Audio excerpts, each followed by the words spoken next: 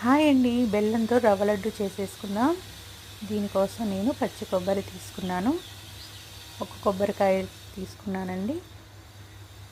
కొబ్బరి తీసేసి నీట్గా కడిగేసి ఇలా తురిమేసి పక్కన పెట్టేసుకోండి.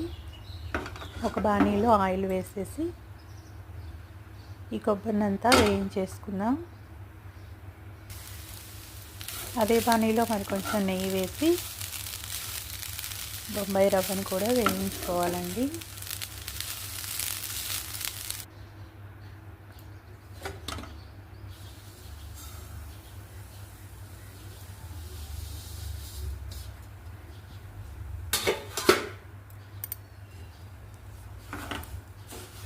ఒక 4-5 యాలకులు మెత్తగా దంచి బొంబాయి రవ్వలో వేసి కలిపి పక్కన పెట్టేసుకోండి.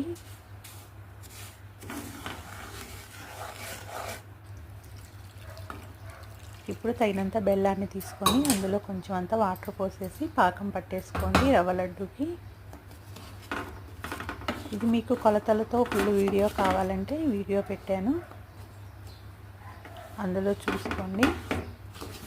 మీకు పక్కా కొలతలతో పూర్తిగా వివరంగా పెట్టానండి. చూడండి, పాకం రెడీ అయిపోయింది. ఇప్పుడు మనం వేయించి పక్కన పెట్టేసుకున్న రవ్వని కొబ్బరిని పాకంలో వేసేసి కలిపేసుకున్నామంటే మనకి ఎంతో టేస్టీగా ఉండే బెల్లం రవ్వ లడ్డు రెడీ అయిపోయినట్టేనండి.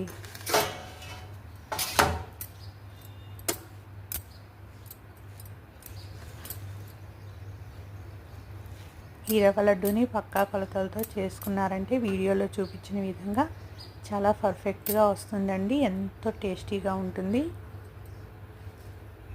చూడండి, కొంచెం గోరువెచ్చగా ఉన్నప్పుడే ఇలా లడ్డూలు చుట్టేసుకోండి.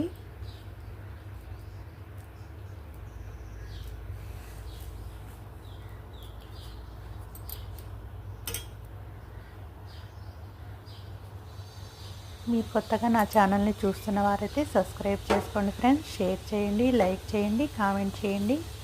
మీకు ఈ బెల్లం రవ్వ లడ్డూలు నచ్చినట్టయితే నాకు ఒక లైక్ చేయండి.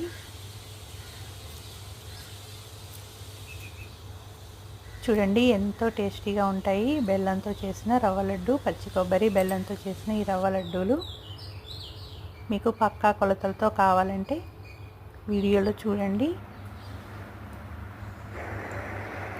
మన రవ్వ లడ్డూలన్నీ రెడీ అయిపోయాయి ఫ్రెండ్స్. ఎంతో టేస్టీగా ఉండే పచ్చి కొబ్బరి బెల్లంతో రవ్వ లడ్డు రెడీ అయిపోయింది.